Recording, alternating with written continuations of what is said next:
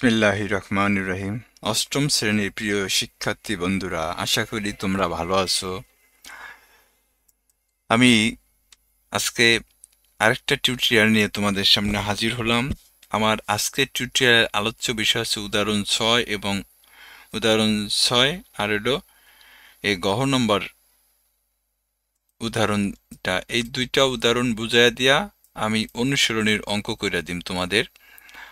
অনুসরণের অঙ্ক এই যে এখানে 1 এবং 2 এই অঙ্কগুলো আমি দেখাবো। তো চলো আমরা বেশি কথা না বললে অঙ্কে চলে যাই। তার আগে তোমাদের কাছে আমার একটা অনুরোধ থাকবে যে দয়া করে আমার চ্যানেলটা তোমরা সাবস্ক্রাইব করবা এবং তোমার মতামত কমেন্টে জানাবা। তো দেখো, এর আগে আমি এগুলা নিয়ে এইসব অঙ্ক নিয়ে কথা বলছিলাম। আজকে আর আমি এগুলা নিয়ে কথা বলবো না। আজকে 6 নম্বর থেকে অঙ্ক শুরু। আমরা মুনাফা আসলের অঙ্ক করতেছিলাম। আমি গতকাল বলছিলাম যে আমরা যখন মুনাফা আসলের অঙ্ক করুম তখন আগে যে নিয়মে করছি ওই নিয়মে আসলে আমরা করুম না। এখন এখানে কিছু সূত্র ইউজ করে আমরা মূলত এই অঙ্কগুলা বের করুম। আর সূত্রগুলা যদি তুমি ইউজ করতে জানো তাহলে এই অঙ্কগুলা দেখবা যে আগে যেভাবে করছো তার চেয়ে আরো মজা বেশি বা আরো বেশি সহজ লাগবে। তা আমি এই অঙ্কটা বুঝাইতেছি। দেখো, এটা খুব গুরুত্বপূর্ণ একটা অঙ্ক। এই অঙ্কটা পরীক্ষায় আসার সম্ভাবনা 95%। এটা শুধু জেএসই না, যে কোনো পরীক্ষা, অর্থাৎ তোমার ফার্স্ট টার্ম সেকেন্ড টার্ম থেকে শুরু করে জেএসসি পরীক্ষায় এর অঙ্কটা আসবে। তা দেখো, আমি এখানে উদাহরণ 6 কি বলছে যে কোনো আসল 3 বছরে মুনাফা আসলে 5,500 টাকা। মুনাফা আসলের 3/8 অংশ হলে আসল ও মুনাফার হার নির্ণয় করতে বলছে। এখন আমাদের এখানে আসল আর মুনাফার হার নির্ণয় করতে বলছে। তো দেখো, এটা করার জন্য আমি এখানে কি লিখছি দেখো, তাইলে আগে বুঝতে হবে যে অঙ্কটা কি দেওয়া আছে এবং কি চাইছে। তার মানে এখানে আমাদের দেওয়া আছে, সময় দেওয়া আছে। দেখো, এই যে 3 বছর, মুনাফা আসল কত 5,500 টাকা দেওয়া আছে, মুনাফা আসলের এত অংশ, তাহলে আসল আর মুনাফার হার নির্ণয় করুন। তো চলো আমরা অঙ্কটা করি। দেখো, আমি লিখছি যে আমরা জানি আসল যোগ মুনাফা সমান সমান মুনাফা আসল। এটা কিন্তু সূত্র। আসল যোগ মুনাফা সমান সমান কি মুনাফা আসল। তা এইখানে আসল মুনাফা আসলের কত অংশ, এই যে এখানে দিছে দেখছো মুনাফা, এই যে মুনাফা আসলের এত অংশ। তাহলে তুমি কি লিখবা, এই যে মুনাফা আছে এই মুনাফা হলো আসলের এতে 3/8 অংশ, এবং মুনাফা আসল বইতে দেওয়া আছে কিন্তু এই যে দেখো 5,500 টাকা। তাহলে আমি লিখছি দেখো মুনাফা আসল কত 5,500 টাকা। আমি আবার বলছি যে আমাদের এখানে মুনাফা আসল দেওয়া আছে এবং এখানে বলছে যে মুনাফা আসলের 3/8 এখন আমরা যদি এখানে বলি মুনাফা আসলের সূত্রটা আগে যদি এখানে লিখি তাহলে লিখতে পারি যে আসল যোগ মুনাফা সমান সমান কত মুনাফা আসল। তাহলে আসল আর এই যে এই মুনাফাটা দেখতেছো, এই মুনাফাটা হলো আসলের 3/8 অংশ। এই যে বইতে তোমরা একটু দেখবে, এই যে এখানে দেখো বলছে যে মুনাফা আসলের এত অংশ। আমি কিন্তু এইটাই লিখছি যে মুনাফা আসলের এত অংশ এবং মুনাফা আসল 5,500 টাকা। এটা কিন্তু এইখানে দেওয়া আছে, এই যে দেখো মুনাফা আসল কত 5,500 টাকা। আমি এইটাই লিখছি যে এই যে 5,500। এখন দেখো এখানেও আসল আছে, এইখানেও কিন্তু আসল আছে। তাহলে এই দুইটা আসল থেকে যদি আমি আসল কমন নেই তাহলে এই আসল থেকে আসল লয়ে গেলে কত কমন নিলে 1 থাকে। আর এইখান থেকে এই যে 3/8 আসলের থেকে যদি আসল কমন নেই তাহলে কত থাকে 3/8 থাকে। এখন এইটার নিচে তুমি মনে মনে 1 ধরো, এটার নিচে যদি মনে মনে 1 ধরো তাহলে দেখো এই 1 আর 8 এর লসাগু কিন্তু 8। এখন এই 8 দিয়া তুমি যদি 1 দিয়ে 8 এর ভাগ করো তাহলে 1 8 এর ভিতর কয়বার যায় 8 বার যায়, 8 বার যায়। ভাগফল কত হয়েছে 8 হয়েছে। এই ভাগফল দিয়ে তুমি লবের গুণ দাও, অর্থাৎ লব কত লব 1, তাহলে 1 দিয়ে 8 এর গুণ দিলে 8 1 8।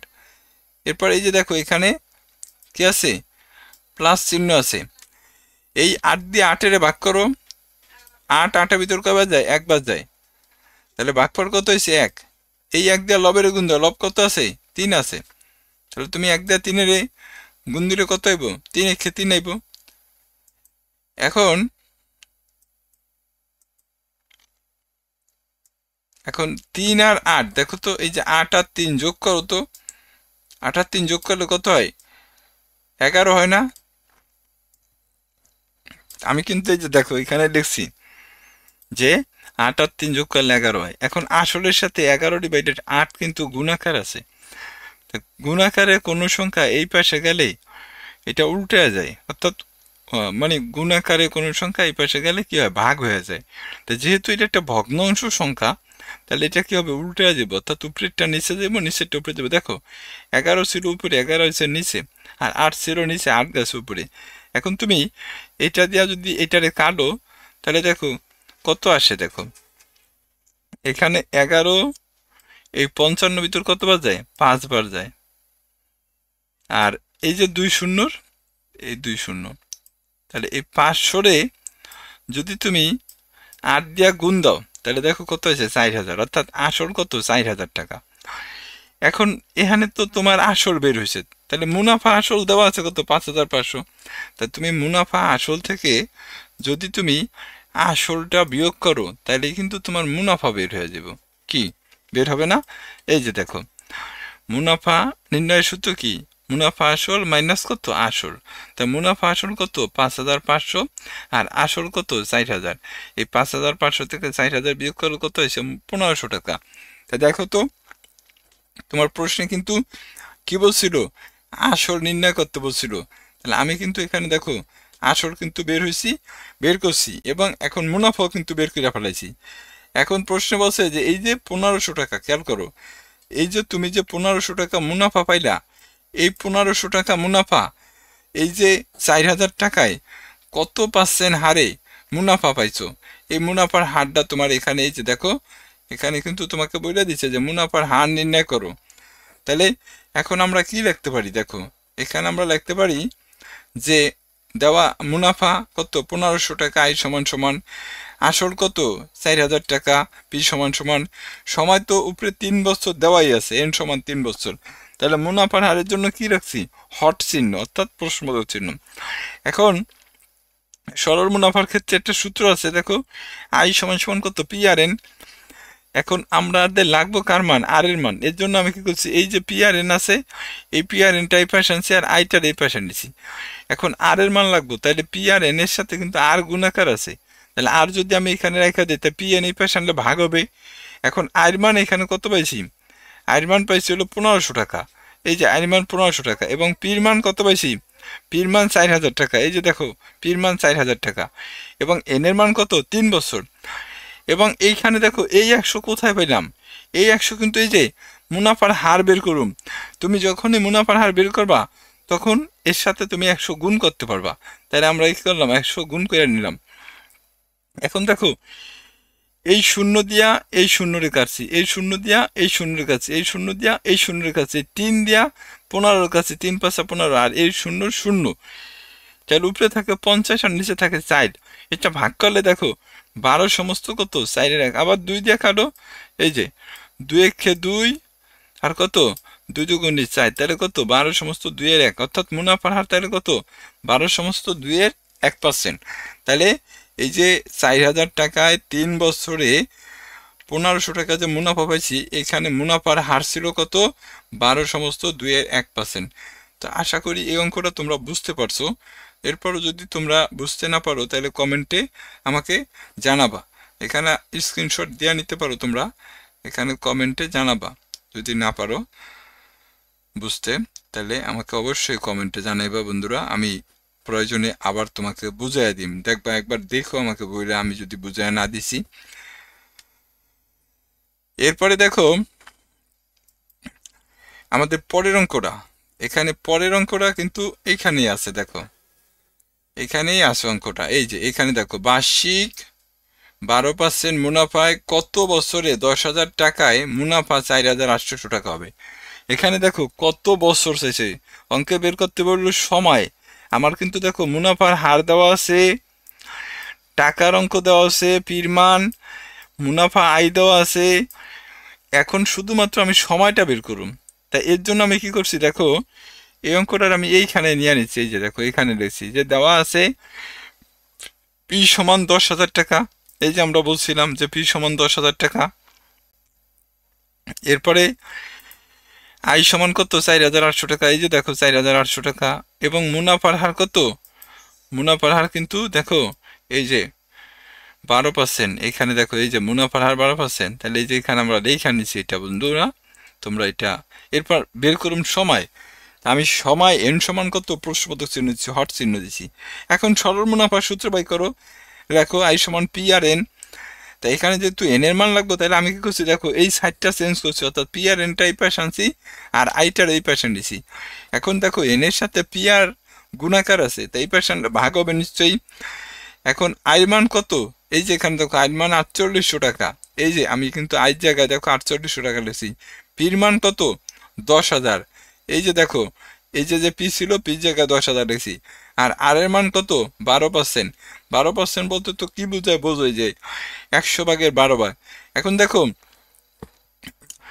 এই শূন্য দিয়া এই শূন্য শূন্য কাটছি, এই যে আবার এই শূন্য দিয়া এই শূন্য রে কাটছি, এবং এই 12 দিয়া 48-এর কাছে। তাহলে 4 × 48, তার মানে এন এর মান কত, 4 বছর।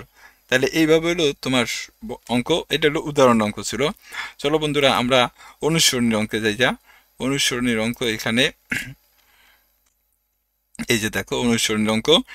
এখানে অঙ্কটা আগে একটু পড়ি আমরা। দেখো একটি বন্ধুরা তোমরা আমার চ্যানেলটা অবশ্যই সাবস্ক্রাইব করবা, দয়া করে আমার চ্যানেলটা অবশ্যই সাবস্ক্রাইব করবা।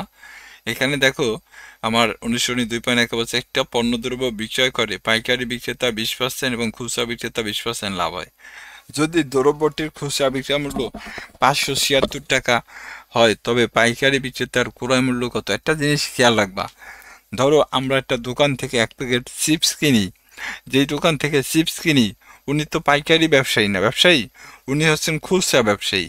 উনি যদি একটা চিপস 8 টাকা 10 টাকা বেচেন, তাহলে পাইকারি বিক্রেতা কি করেন, ওইখান থেকে 20% লাভ করেন। আবার উনি যখন 10 টাকা বেচেন, তখন ওইখান থেকে উনি 20% লাভ করেন ওই চিপসের প্যাকেটের উপরে। তাইলে এখন পাইকারি বিক্রেতার যেটা তোমার বিক্রয় মূল্য, খুচরা বিক্রেতার কাছে সেটা কিন্তু ক্রয় মূল্য। আবার খুচরা বিক্রেতার যেটা পাইকারি খেয়াল করে একটা জিনিস, মানে এখানে একটু আউলায় ঝাউলায় যাওয়ার কথা। মানে বিষয়টা হলো এরকম যে ধরো পাইকারি বিক্রেতার কাছ থেকে তুমি একটা 1 কেজি লবণ মনে করো সাপোজ 100 টাকায় কিনছো, মানে তুমি বলতে খুচরা ব্যবসায়ী কিনছে। এই যে 100 টাকায় কিনছে খুচরা ব্যবসায়ী, এইখানে কিন্তু পাইকারি বিক্রেতা 20% লাভ করছেন। এখন এই আবার খুচরা ব্যবসায়ী কি করছে, আমাদের কাছে যে 120 টাকা বেচছে, এখানে কিন্তু দেখো খুচরা ব্যবসায়ী কিন্তু আবার 20 টাকা লাভ করছে। তাহলে একটু খেয়াল করো তো, এইটা ছিল কি পাইকারি বিক্রেতার বিক্রয় মূল্য, এইটাই আবার কিন্তু খুচরা বিক্রেতার ক্রয় মূল্য হয়েছে। কি বোঝো নাই? অর্থাৎ পাইকারি বিক্রেতা যেই পণ্যটা বিক্রয় করে যেই টাকায়, ওই টাকা দিয়ে হলো খুচরা বিক্রেতা পণ্যটা কেনে। এখন এইখানে এটাই বলছে যে একটা পণ্য পাইকারি বিক্রেতা যখন খুচরা বিক্রেতার কাছে বিক্রি করে তখন সে 20% লাভ করে, আবার খুচরা বিক্রেতা যখন আমাদের কাছে বিক্রি করে তখন সে 20% লাভ করে। এতে দেখা গেছে তার খুচরা মূল্য একটা পণ্যের উপরে 576 টাকা আসে বিক্রয় মূল্য। তাহলে পাইকারি বিক্রেতার ক্রয় মূল্য কত ছিল? দেখো আমি এই অঙ্কটা এখানে লিখছি, দেখো একটু মনোযোগ দিবা। আমরা লিখছি 20% লাভে খুচরা বিক্রেতার বিক্রয় মূল্য। দেখো এই যে খুচরা বিক্রেতার বিক্রয় মূল্য কত, 20% লাভ, তার মানে 100 + 20 120 টাকা। তাহলে খুচরা বিক্রেতার বিক্রয় মূল্য 120 টাকা হলে ক্রয় মূল্য নিশ্চয়ই ছিল তার 100 টাকা। খুচরা বিক্রেতা যেই পণ্যটা 20% লাভ, 20% 100 টাকার পণ্য যখন সে 120 টাকা বেচে, তার মানে কি তার এখানে 20 টাকা লাভ হয়। তাহলে 100 টাকা হলো তার ক্রয় মূল্য। তাহলে আমি এটাই লিখছি, দেখো বিক্রয় মূল্য 120 টাকা হলে ক্রয় মূল্য কত, 100 টাকা। 1 টাকা হলে কম আর 576 টাকা হলে বেশি হবে। এটা কাটাকাটি করলে দেখো 480 টাকা। এই 480 টাকা হলো তোমার খুচরা বিক্রেতার ক্রয় মূল্য। বুঝছো কথা?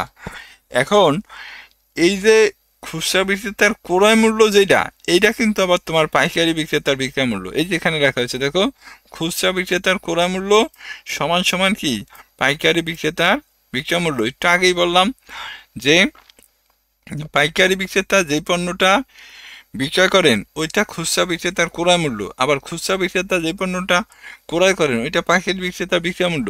তাহলে আমরা কি বলতে পারি যে এই যে খুচরা বিক্রেতা যে ক্রয় মূল্য পাইছি, এই ক্রয় মূল্যটা পাইকারি বিক্রেতা যা কি হবো বিক্রয় মূল্য হবো। তাই যেহেতু আমরা এখানে দেখো, যেহেতু পাইকারি বিক্রেতার আমরা বিক্রয় মূল্য পাওয়া গেছি, তাহলে আমরা খুব সহজে এখন তার ক্রয় মূল্য বের করতে পারব। তাহলে আমরা কি লিখলাম দেখো, পাইকারি বিক্রেতাও যেহেতু 20% লাভ করেন বিক্রয় করার সময়, তাহলে আমরা লিখছি কি দেখো, 20% লাভে পাইকারি বিক্রেতার বিক্রয় মূল্য কত, 100 যোগ 20, 120 টাকা। তাহলে পাইকারি বিক্রেতার বিক্রয় মূল্য 120 টাকা হলে ক্রয় মূল্য কত হইব, 100 টাকা হবে। পাইকারি বিক্রেতাও যেহেতু 20% লাভ করতে আছে, তাহলে তিনি যে পণ্যটা 120 টাকা বেচবেন, তা ক্রয় মূল্য সেখানে তার 100 টাকা। তাহলে এটাই লিখছি যে বিক্রয় মূল্য 120 টাকা হলে ক্রয় মূল্য 100 টাকা, 1 টাকা হইলে কম।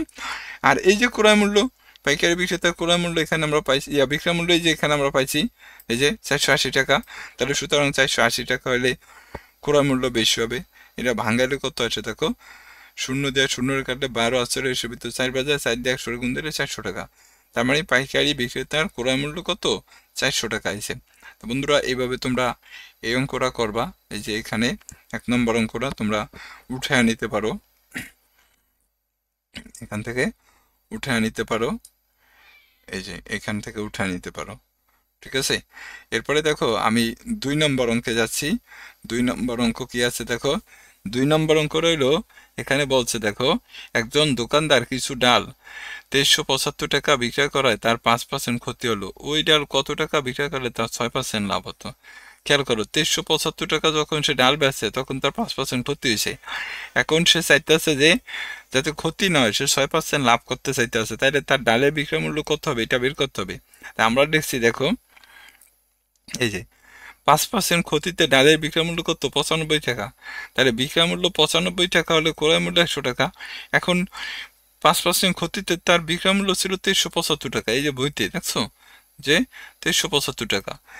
তাহলে এখানে আমরা লিখছি যে দেখো, যে বিক্রয় মূল্য 95 টাকা হলে ক্রয় মূল্য 100 টাকা, 1 টাকা হইলে কম, 2375 টাকা হইলে বেশি। এটা দিয়ে এটা ভাগ করলে 95 2375 ভিতরে 25 বাজায়, 25 দিয়ে 100 গুণ দিলে 2500 হয়। অর্থাৎ এইটা ছিল হইলো তোমার ওই যে ক্রয় মূল্য, জেনুইন ক্রয় মূল্য ছিল 2500 টাকা, কিন্তু যেহেতু তিনি 5% ক্ষতিতে বেচেন, এই কারণে তার বিক্রয় মূল্য দেওয়া দাঁড়াইছে 2375 টাকা। এখন চাইতে আছে যে সে 6% লাভ করবো, তাহলে 6% লাভে বিক্রয় মূল্য কত, 100 যোগ 6, আগেরটা ছিল ক্ষতি তাই বিয়োগ হয়েছে, এখন লাভ মানে 100 যোগ 6। তাহলে ক্রয় মূল্য 100 টাকা হলে বিক্রয় মূল্য 106 টাকা, 1 টাকা হইলে কম। আর ক্রয় মূল্য কত, 2500 টাকা, 2500 টাকা হলে বিক্রয় মূল্য বেশি হইব। তাহলে এই যে দেখো 6% লাভে যদি করতে চাই 2500 টাকার জিনিসে, তাহলে তাকে 2650 টাকা বিক্রি করতে হবে। তাহলে সুতরাং তোমরা আশা করি এই অঙ্ক দুইটা ভালোভাবে বুঝছো। আমরা পরবর্তী টিউটোরিয়ালে এখান থেকে 3 নম্বর থেকে অঙ্ক করা শুরু করব। বন্ধুরা তোমরা ততক্ষণ পর্যন্ত ভালো থাকো এবং আমার চ্যানেলটা অবশ্যই সাবস্ক্রাইব করবা। সবাইকে ধন্যবাদ। আসসালামু আলাইকুম রহমতুল্লাহি ওয়া বারাকাতুহু।